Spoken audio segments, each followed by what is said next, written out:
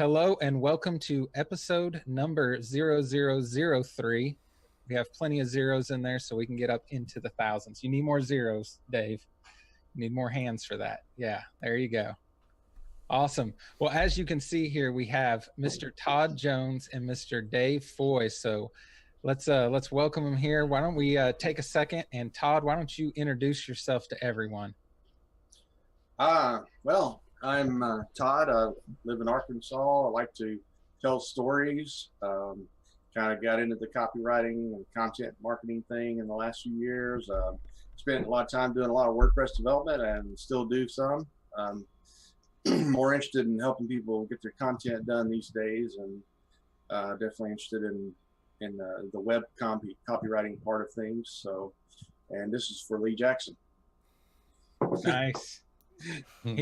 I think that might be his first shout out. I think he was mad at me because I didn't put him on the first episode, but we got him booked, so he's on his way. And Dave, in case anyone's been living in a cave, why don't you introduce yourself? I get everywhere. Yeah, my name is Dave Foy, and I teach non-coder designers and non-marketers as well, how to build websites with WordPress and Elementor. And kind of my big focus is not just building websites, but building kind of like high performing websites that get results. So that's my thing. I teach online. Awesome. Well, of course, me and Matt here, we need no introduction, obviously. All right. Well, let's just let's get into it. We got lots of questions from everybody today, so we're going to try to get to everything. If we don't, I'll post all the questions in the group or on the page, and if Todd and Dave could come back later and answer some of those, that would be super awesome. Sure, no worries. So, and if you have questions in the group, I'll try to answer those if we can get to them all too. So first of all, we're going to be talking about funnels today, marketing funnels, copywriting for funnels. What are funnels? How do they work? So I think there's a lot of confusion when people start talking about funnels, and I'm not sure that we're all talking about the same thing. So if you had to give a really succinct, short answer, Dave, what would you say a funnel is? A funnel is a planned workflow that follows the customer journey. So all the way from attracting them in the first place to capturing their email address so that you can actually kind of have a conversation and develop a relationship and demonstrate your value. And then that email sequence takes them all the way to becoming a customer and beyond, to be a repeat customer and a loyal customer and an advocate for your business. I think that sums it up. It's one of those things that's fair. Yeah. Bravo, sir. I like the definition too. Yeah. It's one of those things that, it's kind of simple, but it's also extremely complex, so you have a lot of things that go into it. And I know I've actually worked with both of y'all to help me out on several occasions. And one of those things that I struggle with, the making the pretty pictures part doesn't bother me, but writing copy is super difficult. And without good copy on a landing page, you're not going to be very successful. So I did want to ask Todd, what are some of the most common mistakes you see people make on sales pages and parts of their funnel? With copywriting, it's kind of an interesting thing. I think a lot of people come into it, and I have one foot in the copywriting industry and one foot in the WordPress industry. So it's amazing to see that both industries have some of the same common problems in general. But copywriters come into it because they're writers, and a lot of times they want to use their creativity. And I'm not saying there's not a place for creativity, but I think there's a lot more science to it than people realize when they go into copywriting. And really what you want to say is what people want to hear more than anything. So if you're missing out on conversions or something like that, it's very likely the language you're using is something that's either completely foreign to them or it's not what they want to hear. And so, I think people forget to mention benefits and social proof. Those two things are really important that people leave off. And then also your headline, which they tend to get clever on rather than clear. And I have a saying, and some of you probably heard it, don't be clever, be clear. And rather than trying to come up with a tagline for a headline, save that for your slogan or whatever. make sure that headline is very clear what you're doing and you're offering a benefit in there. Actually, Erin Flynn did a really good live a while back, and she went over. She didn't call it a unique value proposition, but that's essentially what she was going over, and did a very good job with it. It's about what benefit you're offering. So you need to be clear, not clever. It's not the place to write your creative novel that you're working on. It's the place to tell people what they're looking for, in the product that you're selling. That's probably one of the biggest problems I see with people. They try to be clever rather than clear. Yeah, and I think definitely keeping it non-technical or not too technical really helps a lot too. I see a lot of my clients that they're in a certain type of space, and they live and breathe it. So when they try to explain something, they're gonna go way too far in depth, and your average client or customer doesn't necessarily know or want to know all of that stuff. They want to know the benefits way more than any kind of technical jargon. Yeah, that goes back to the language you're using. So the language we might use at WordCamp is not the language you would use. No. Especially, and I know we all have clients from different industries, but yeah, we focus on features a lot because that's how, I need to learn more about Elementor. Well, Dave's got a program and he gives the features and that kind of thing. And that's what we're interested in as developers or WordPress professionals. But for your client, like you said, they're looking for the benefits. So it comes back to the language you're using. Yeah, I think that's a big part of it. Yeah. Yeah, and I've been super guilty of that too. You forget that not everybody speaks your language, So when you gave me your compact answer for what a funnel is, Dave, one thing you talked about in there was the follow-up sequence. So a lot of us as like website developers, we're thinking about like, how are we setting up this landing page and the images we're going to use and all that. But, getting them in the door is the first step, but getting them to start reading emails is a lot more difficult. So when you're setting up those automations and funnels and stuff like that, what different types of emails do you recommend people send out? Yeah, there's no kind of one answer to that, really. I mean, I would love to be able to say to people, there are 5 emails. The first one should be about this. The second one should be about this. And you follow it because it completely depends.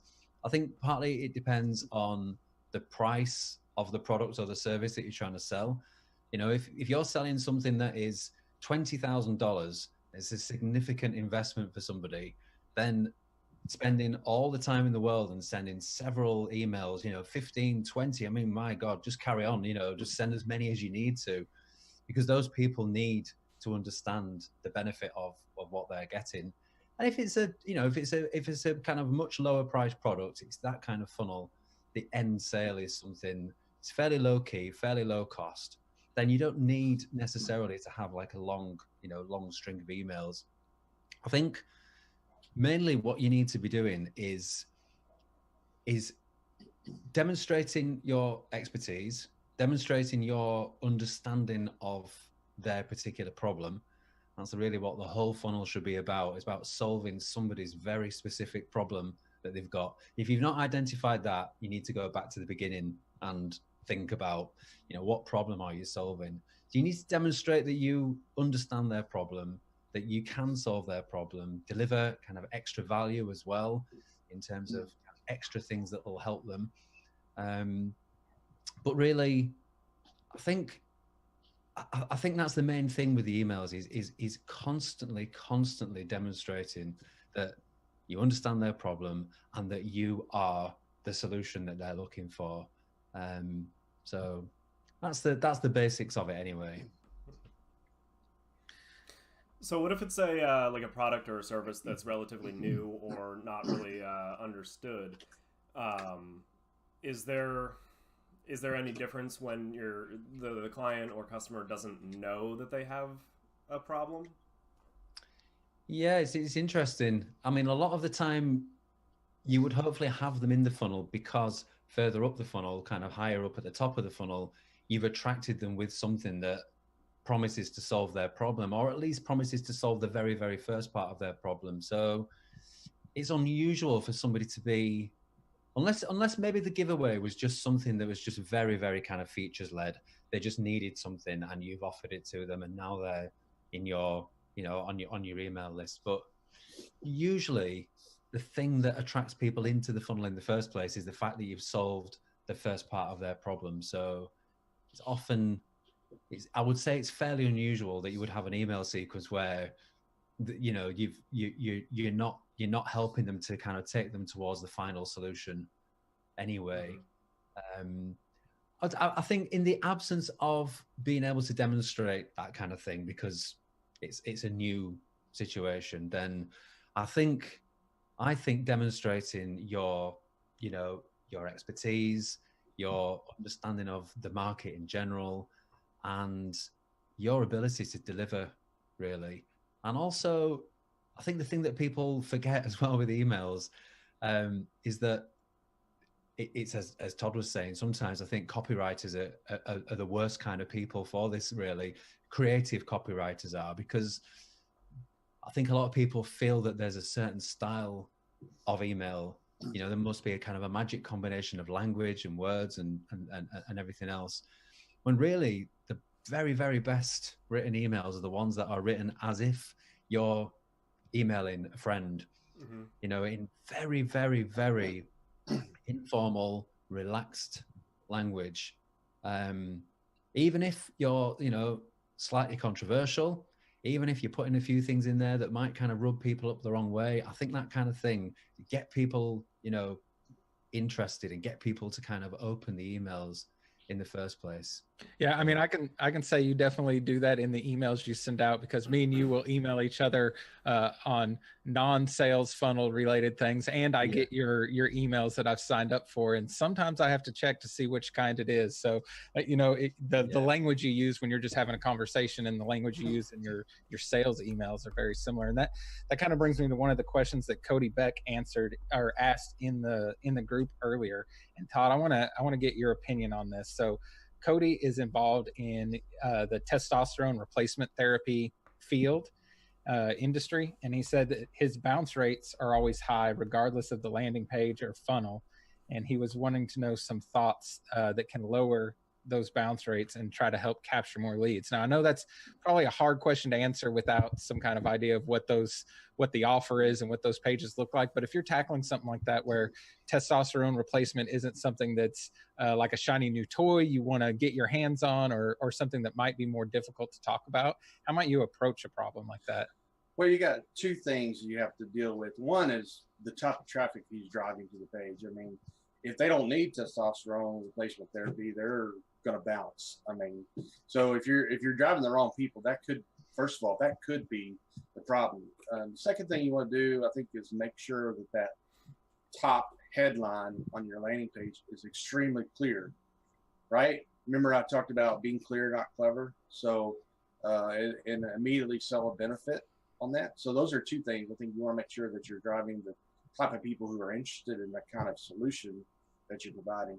The other thing I think that people leave off on landing pages a lot of times, not always, but we've gotten better at this, is adding social proof.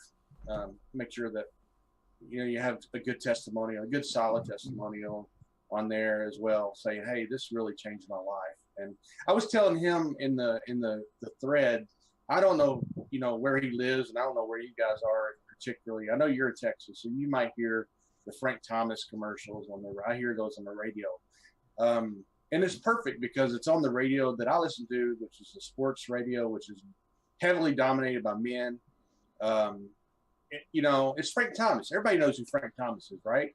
The former Major League Baseball player, big, strong guy. And he's talking about, the need for it's a boost. It's not an actual testosterone, but I mean, that gets somebody who's a sports minded man, that gets your attention, right? Yeah. Here's probably dealing with a little bit of fragile ego when you start talking about this. Yeah, exactly. And he's, how it's made a difference for him and blah, blah, blah. And he adds at the very end, "Oh, and your ladies, she'll like it too," or something like that. Anyway, it's just a little thing, but it gives you a little bit of social proof and talks about the benefits. And if you talk about a name, it would be like, I don't know, he's probably one of the biggest, burliest Major League Baseball players in the last 30 years. Everybody knows who Frank Thomas is. And so, but I think the type of traffic you're driving, if you're driving traffic that are males from 20 to 28, they're probably going to bounce off that page faster than, I don't know.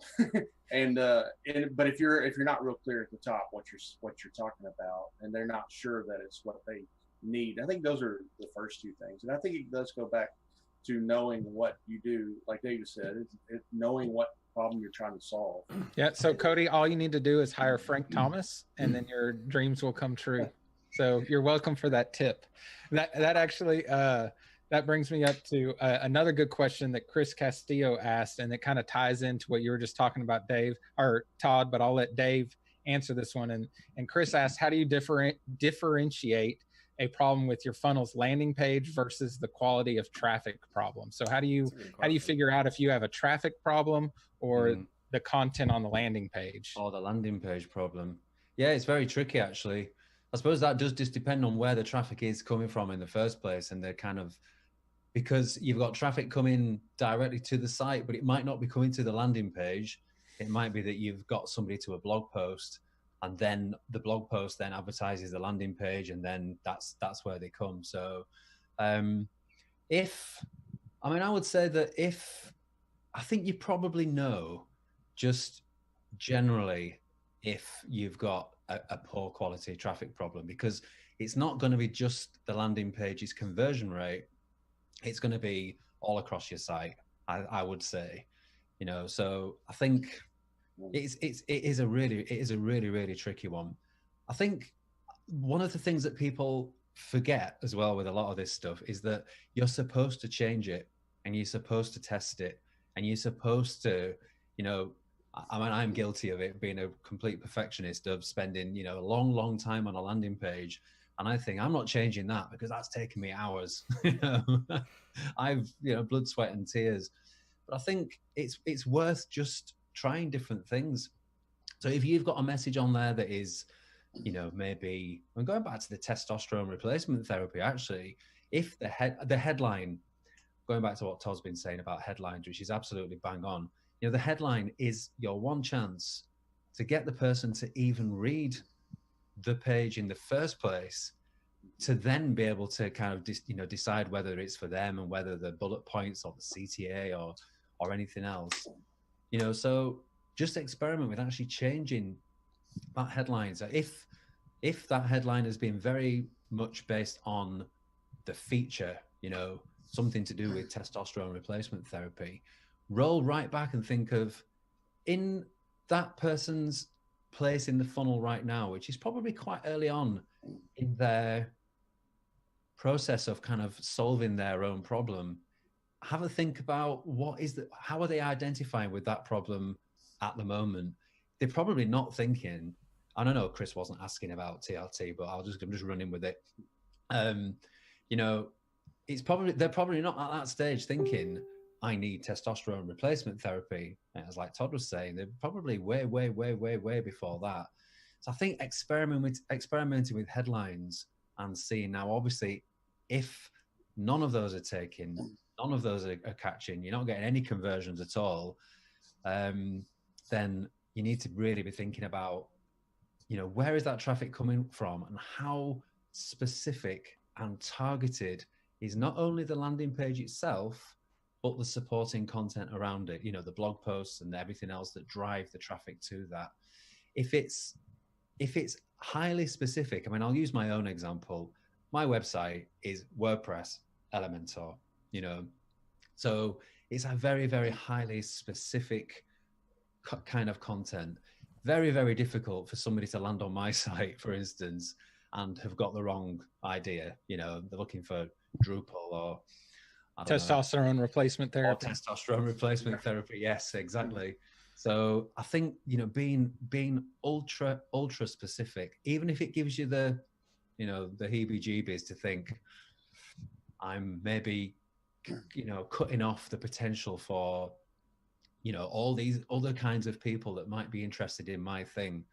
Be brave and just pick one particular problem, one particular person, and then you can grow and adapt from there. A couple things I'd like to point out. First of all, you talk about one specific problem. Joanna Weeb, most of you know who that is. She runs Copy Hackers.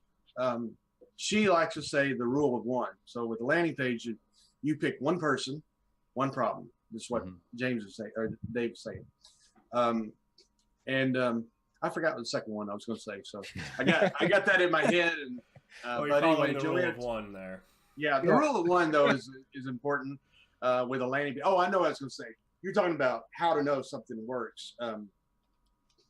What I was going to say, when you hire a copywriter to do a landing page for you, they should give you at least a couple of variations on the headline, and they may offer to do variations on the copy as well, certain elements of the copy, because if they're learning, they would want to see you do testing to see which one works best. A good copywriter, in my opinion, is one who wants, just like you guys want to see, as a WordPress developer, you want your client to make money. That means that what you're doing for them works. We want to see someone be successful. So when we learn from people like Joanna Weed, Joe Klecky, we learn about A/B testing. Now, I'm not experienced at that. I know there's a lot involved. Somebody asked about how to do that, and I'm gonna let Dave answer that question. But you want to do variations so that you can test to see which one is working better, and that might help you tweak and get closer to something that really converts for you. Once you get it to convert, you might not have to change it for a year, and it just becomes like a recurring machine for you. The thing to mention as well is that a lot of people forget is that you need a high enough, kind of big enough statistical sample. It's very difficult to say. I have been drinking water, but never mind. Well, it is the bar. You're good. Yeah. It's only 4:30 in the afternoon here. I've not started yet, but yeah, a big enough sample of people who have actually seen the landing page, enough eyeballs on that page. A lot of people freak out because 50 people have seen the page. Yeah, nobody's taken the bait, nobody's bitten, nobody's opted in, and people think, oh God, there's something wrong.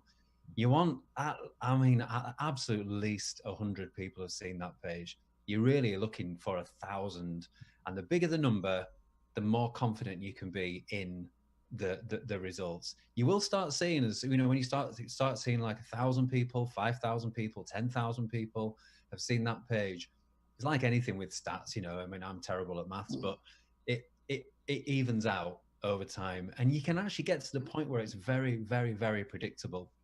You've got a 10% opt-in rate, for instance. You tweak the headline, now you've got a 5% opt-in rate, but you can't really do that until you've got a significant amount of traffic. So and you can concentrate on getting traffic before you start making massive decisions based on just a small amount of traffic. It's easier, I think, with Facebook ads to do that now. I mean, you can drive people, and you can drive a specific segment of people to that page. So if you're having problems with the traffic coming to your site, maybe they're the wrong traffic. Well, I don't know if my landing page is working or whatnot. Go into Facebook, invest a little bit of money, have Facebook, how Facebook, you can segment people. You can get the actual target audience you want to go to that page. And then you can, if you get enough people, like Dave said, you can begin to evaluate the numbers. So that's one way you could, segment and drive enough traffic to just evaluate. Yeah. Well, let me ask you, Trevor did ask in the group earlier about A/B testing, Dave, and then Todd mentioned it a second ago. So obviously you're on the Elementor train. So how are you setting up A/B testing? Yeah. How are you setting up A/B testing in that kind of environment? At the moment, it's a fairly new plugin just called Split Test for Elementor, which is really, really nice. I must say I am quite a believer in simple testing, really. I mean, there's Google Optimize, which is fine, although it's a bit clunky and I don't like it at all. There's Optimizely, which is a paid service, which is very, very nice.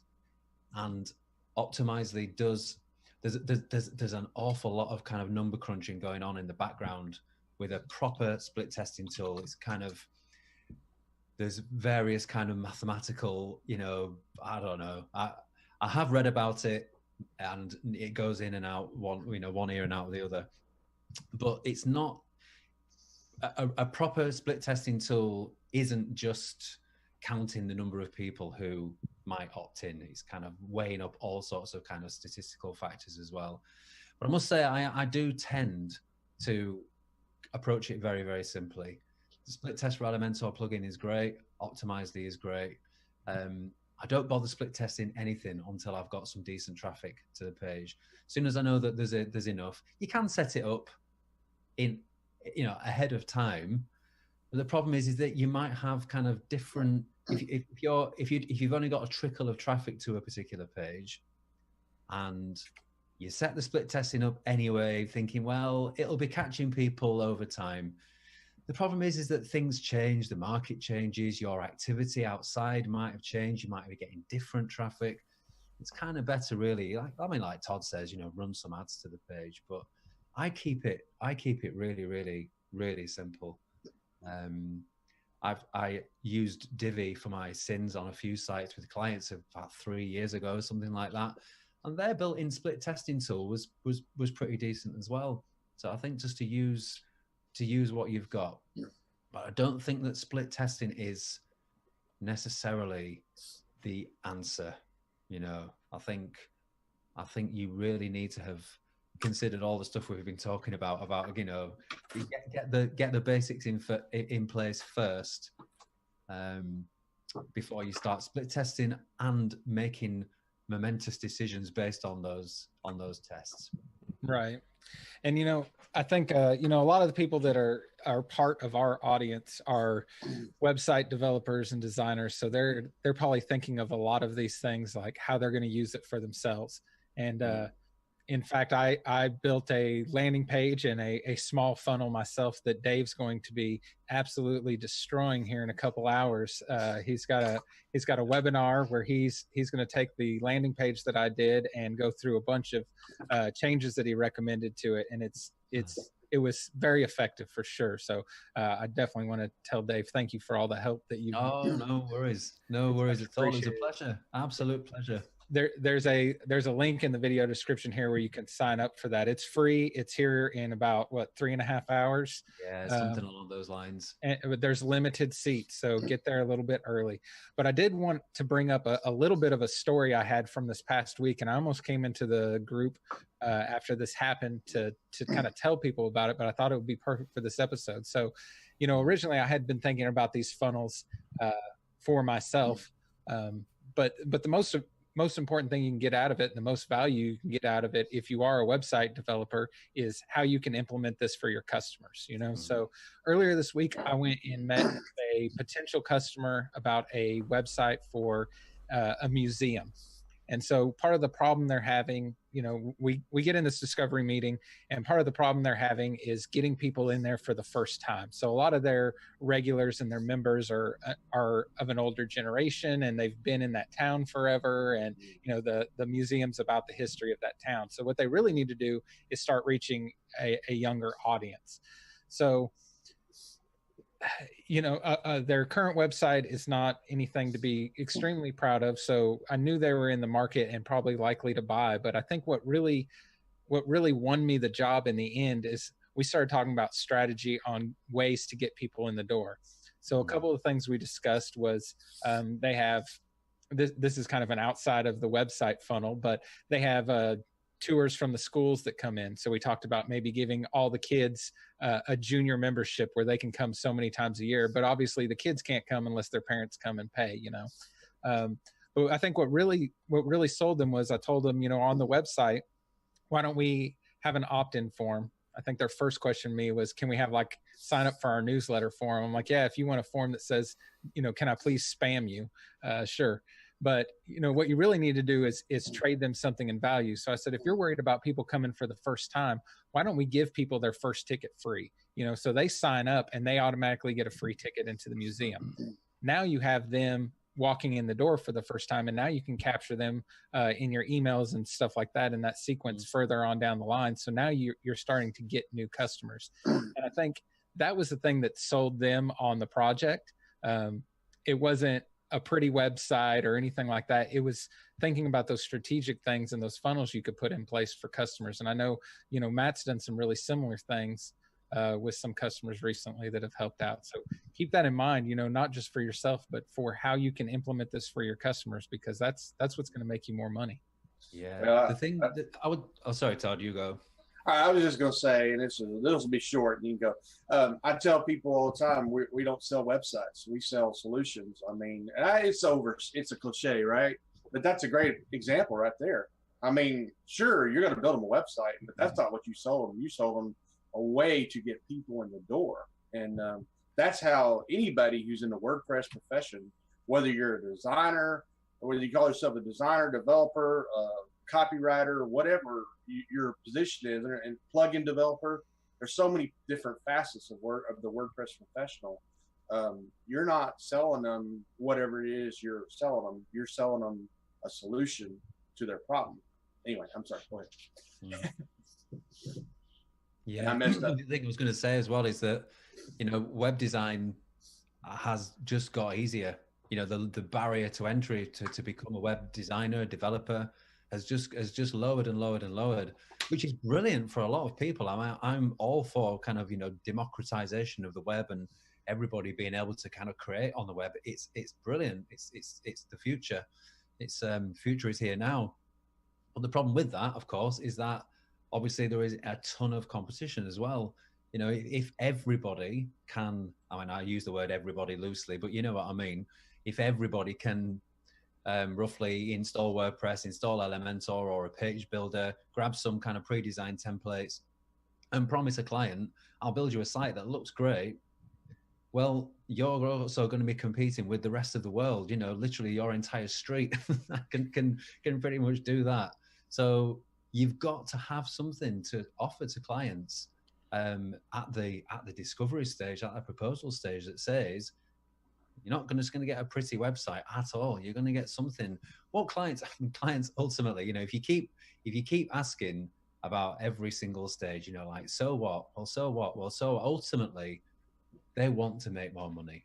Usually, it's a rare client that doesn't want to make more money. So you've got to really demonstrate to them, how is your solution going to make them more money? How's it going to solve their big problem? And that's one of the beauties of this whole sales funnel system. It's beautifully simple, complicated to put together in places, but the idea is beautifully simple. And just being able to pitch that to a client, I think automatically sets you way above everybody else who is competing on price. The price, for a website is kind of going down and down and down. If you can promise an actual return on your investment, you can charge, well, I won't say you can charge what you like, but your rates can go up significantly. I think most WordPress people should actually sell the funnel as well.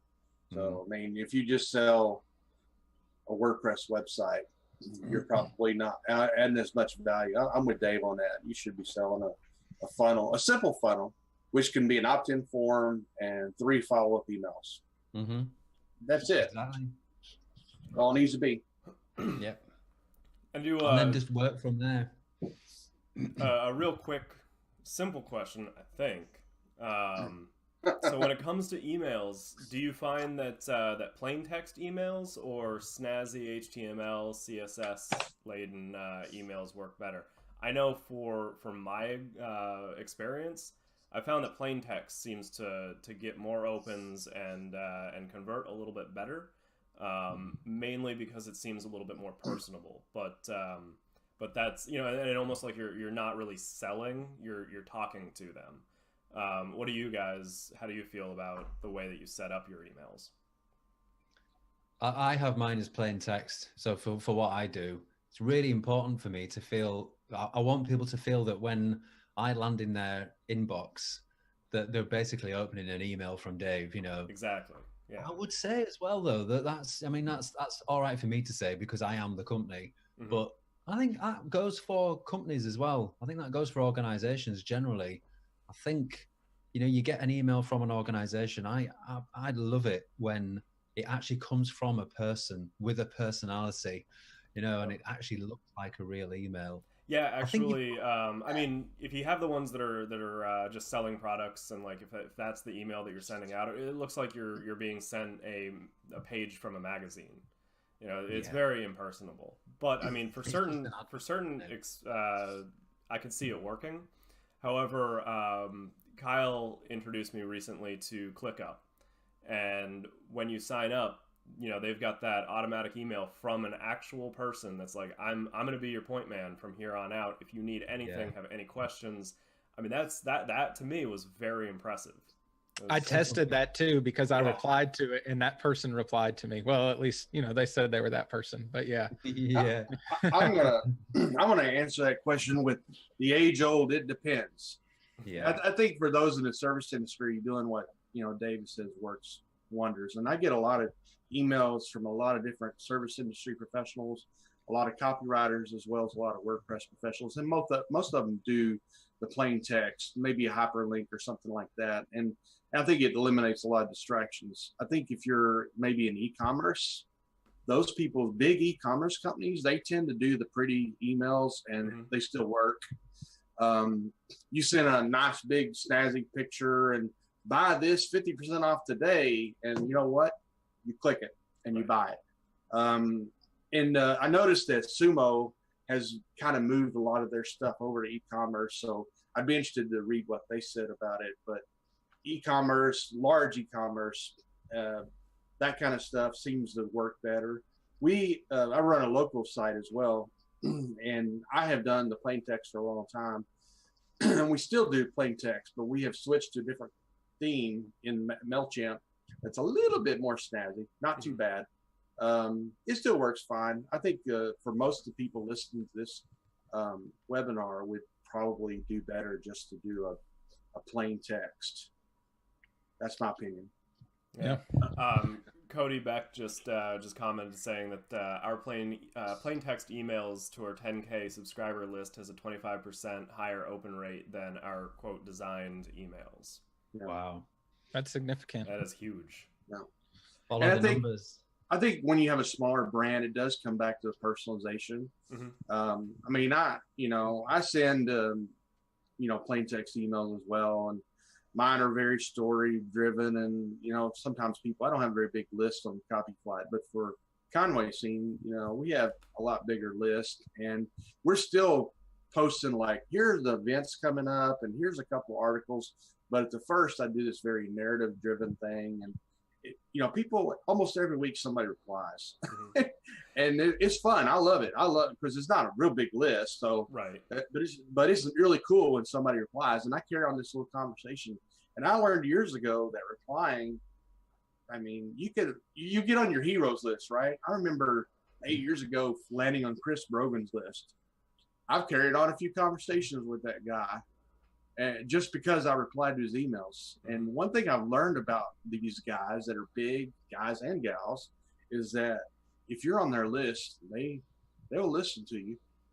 That's a good way to get on an influencer's radar if you're interested in doing that. So, how do you think I got Dave on here? I just kept bugging him until he started replying to me. Yeah, exactly. Yeah, and I totally agree with that. I mean, I always kind of say that you sell yourself before you sell your brand or your product. Like it's you have to have that like personality or some sort of story coming through that resonates with the person that you're trying to connect with, because otherwise you're just a faceless somebody that doesn't really deserve trust.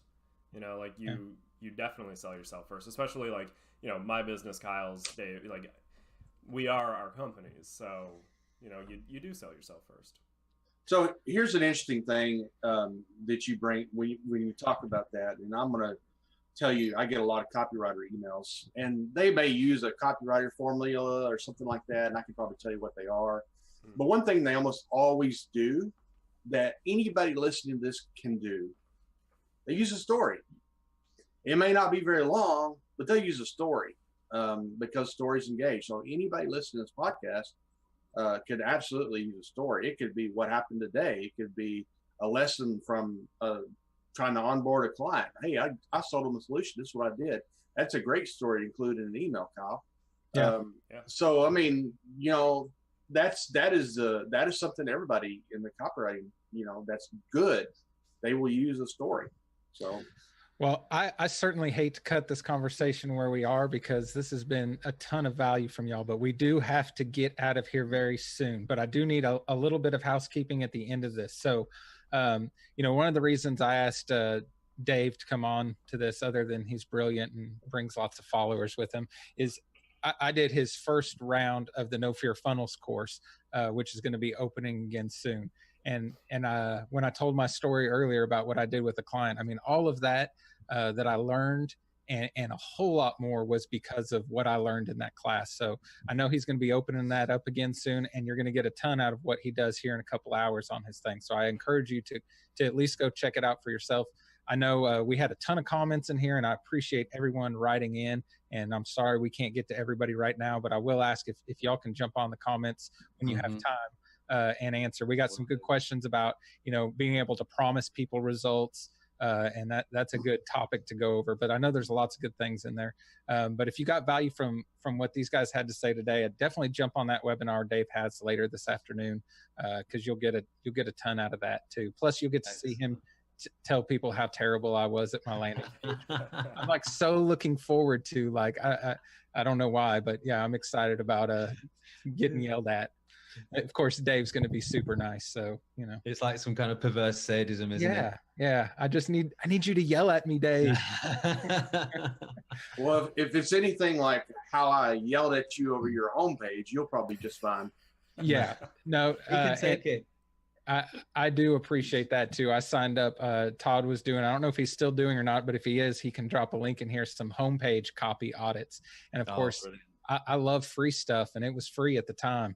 So if you missed out on that, you missed out on that. But he gave me, he recorded a whole video going over my homepage and talking about talking points on it stuff. And it was super valuable. And I made all of those changes. So anyways, anything we need to add before we get out of here today?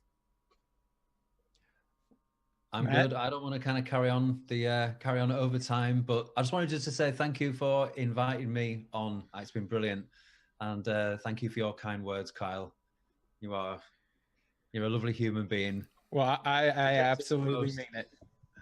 I have a fond heart for anybody who lives near Dallas-Fort Worth area, because I used to live there. So absolutely. We were going to try to out-Southern each other's accents, and I forgot. So I don't know if you can do that, my friend. I've got no chance. No, not at all. All right, Matt, you got anything else? No, I think this episode was awesome. I'm really excited to see the comments and dig into that. Yeah, absolutely. And next week we have, I believe it's next week, I'm pretty sure, we got Lee Jackson coming on along with Walt Spence, and we're going to be talking about how to future-proof your agency. So I know that's something we all need to think about. So definitely join us there. If you haven't joined our group, you can go to theadminbar.com/group, and we'll let you in pretty quickly. So there'll be more conversation going on in there. We got lots of different things going on and topics and stuff like that. So I guess that is all. Again, thanks everybody for showing up today, and we'll get to all your comments and questions shortly, and y'all have an awesome day.